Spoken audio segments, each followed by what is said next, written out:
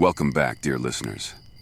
Please make yourselves comfortable as we delve once more into the harrowing tale of our intrepid adventurers.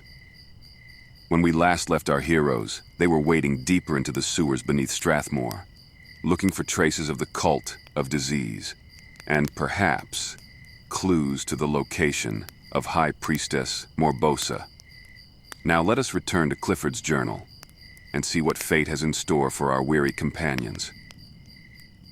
This entry begins. Our journey through the underbelly of Strathmore had been one trial after another. The lingering scent of decay and the ever-present threat of ambushes weighed heavily upon us. Mads, having been dragged into the fetid sewer water by alligators, remained weak and feverish. He trailed behind, his usually sharp wit dulled by illness. We ventured further, uncovering storerooms stocked with fresh supplies. The storerooms were a stark contrast to the grim surroundings of the sewers, filled with neatly stacked crates and barrels of supplies. The scent of fresh provisions mingled oddly with the dank air, hinting at the recent presence of humans. Next, we stumbled upon an unsettling torture room. This gruesome chamber was a testament to the horrors inflicted by the cult of disease. Rusty chains hung from the walls, and dark stains on the floor told a silent story of suffering and torment. The air was thick with the remnants of fear and pain. In the adjacent kitchen, we were greeted by a butcher, a shadow demon, and several cultists. I squared off with the shadow demon. Sir Davian faced the butcher with his usual valor, while Wraith remained in the shadows, his arrows finding their marks with lethal precision. After the dust settled, we examined the peculiar meat spread across the kitchen tables.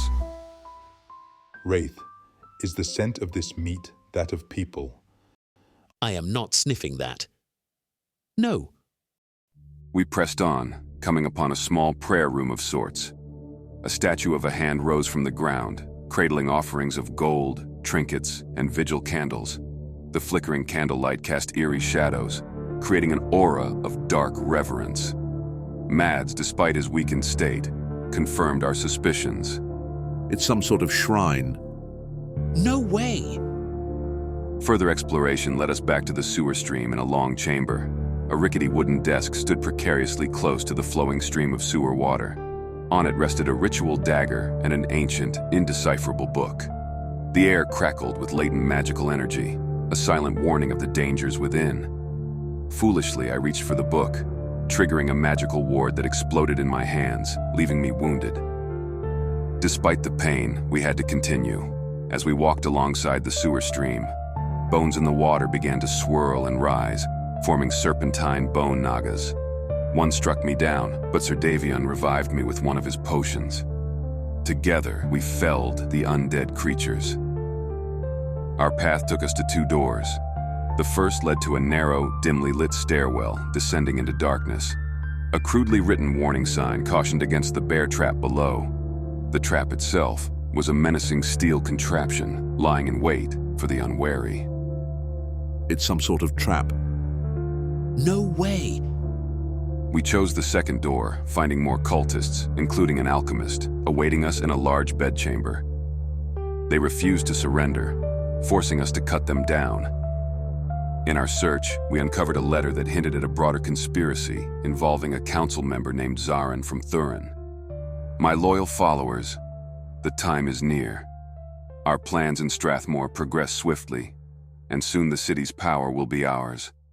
As you continue your sacred duties, remember that we owe much to our benefactor in Thurin. Zarin the Whisperer has been invaluable in ensuring our movements remain undetected by the authorities. His influence within the Thurin Council has diverted suspicion away from our activities and secured crucial resources.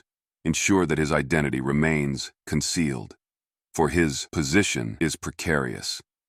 We must protect our ally until the final hour of our ascension. Trust in the shadows, for they are our greatest ally. Signed, L. I know that name, Zarin. He's a council member in Thurin. Yes, Mads. We know that. I'm sure your mind will clear of its fog when the fever goes down. Returning to the stairwell, we decided to disable the bear trap. Wraith, skilled in such matters, volunteered. As he descended, the doors slammed shut, trapping him. We could only listen as he shouted in surprise, followed by the roar of an actual bear. Sir Davian and I locked out of the room, exchanged helpless glances. The door suddenly burst open, and Wraith darted past, closely pursued by a bear with diseased, matted fur. I hate this damn place so much.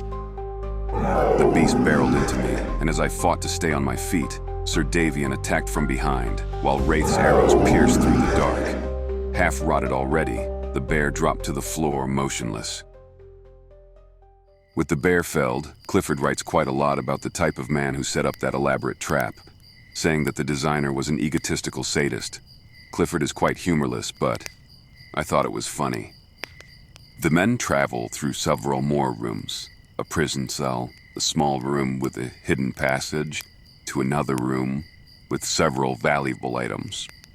Just as they were finishing exploring the sewers, a large chamber of water held a terrifying surprise. A vast, cavernous chamber dominated by a swirling whirlpool of sewer water. The roar of the churning water was deafening, and the air was heavy with the stench of waste. From the depths, a colossal elemental rose, its form a grotesque amalgamation of filth and refuse. The elemental was a formidable foe, and we were exhausted from the rest of the sewers. We tried to flee, yet it enveloped me, its touch burning my flesh with its toxic essence. The creature moved effortlessly through the sewer waters, trapping us within the maze of tunnels. There was to be no escape. We had to fight. My warhammer slammed chunks of waste off its mass with every hit. Sir Davian's armor shimmered despite the muck surrounding him as he plunged his sword into the foul sludge. Wraith launched arrows from the dark, piercing it in vital locations. Mad stayed back, unable to assist as he was still desperately ill.